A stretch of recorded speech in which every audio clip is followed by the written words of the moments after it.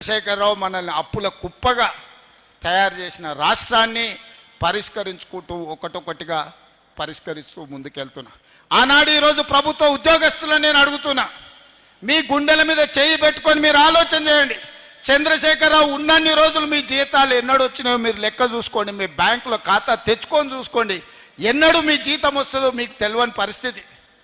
1 తారీఖు నాడు మీరు తెచ్చుకున్న అప్పులకు బ్యాంకులకు కట్టాలి, పాల పైసలు కట్టాలి, పిల్లల బడి ఫీజులు కట్టాలి, ఇంటి కిరాయి కట్టాలి. ఎన్నడన్నా చంద్రశేఖరరావు ముఖ్యమంత్రి ఉన్నంత కాలం మీకు 1 తారీఖు నాడు జీతాలు వచ్చినాయా? నేను కాంగ్రెస్ పార్టీ అధికారంలోకి వచ్చిన తర్వాత ప్రతి నెల 1 తారీఖు నాడు మీకు జీతాలు వస్తున్నాయా లేదా?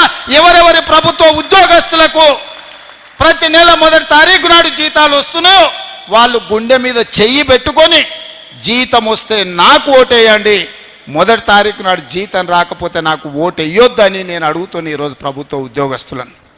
ఇవాళ రిటైర్డ్ ఉద్యోగస్తులు 35 ఏళ్ళు ప్రభుత్వానికి సేవలు అందించి తమ జీవితాన్ని సర్వాన్ని ఈ రాష్ట్రానికి అందించిన ప్రభుత్వ ఉద్యోగులు రిటైర్ అయితే రిటైర్మెంట్ బెనిఫిట్స్ ఇవ్వడానికి ఈరోజు ప్రభుత్వం దగ్గర పైసలు లేని పరిస్థితి. రిటైర్డ్ ఉద్యోగస్తులకు 8,000 కోట్ల రూపాయలు బకాయిలు పెట్టి చంద్రశేఖరరావు బకాసురులాగా పారిపోతే ఇవాళ 8,000 కోట్లు తీర్చడానికి ఇవాళ నా నడుము వంగిపోతుంది. ఇవాళ 8,000 కోట్ల రూపాయలు రిటైర్డ్ ఉద్యోగస్తుల బెనిఫిట్స్ ఇవ్వాలి అంటే ఒక ఆయన వస్తాడు, బిడ్డ పెన్లు ఉంది సార్, వెడ్డింగ్ కార్డు చూపించి నా బిడ్డది పెన్లు ఉంది, ఎట్లన్నా నా బెనిఫిట్స్ ఈ సార్ నేను దాచుకున్నవే కదా అని ఒక ఆయన అంటాడు.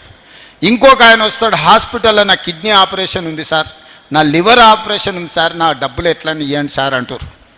ఇది మా సొమ్ము కాదు, అది వాస్తవంగా వాళ్ళు దాచుకున్న సొమ్ము. వాళ్ళు సొంతం కష్టపడి 35 ఏళ్ళు ప్రభుత్వం దగ్గర దాచిపెట్టుకున్న సొమ్ము మొత్తం ఖతం బట్టి ఖజానా ఖాళీ చేసి ఫామ్ హౌస్లో పోయి ఆయన బోర్ల బొక్కల వండుకుంటే ఈ రిటైర్డ్ ఉద్యోగుల బెనిఫిట్స్ ఇవ్వడానికి నెలకు 300-400 కోట్లు ఇవ్వాలంటే నేను గగనమైన పరిస్థితి.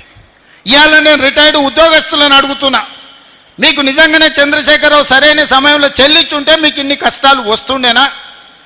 ఇవాళ అట్లాంటి చంద్రశేఖరరావు మోసం చేసిపోతే ప్రతి నెల నేను ఇవ్వడానికి ప్రయత్నం చేస్తున్నా.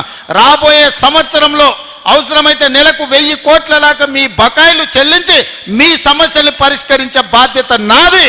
మీరు నమ్మితే నాకు ఓటేయండి, మీరు నమ్మకపోతే మీరు ఇంకెవరికైనా ఓటేయండి. ఒక మాట ఇస్తే మాటకు నిలబడే ప్రభుత్వం కాంగ్రెస్ పార్టీ.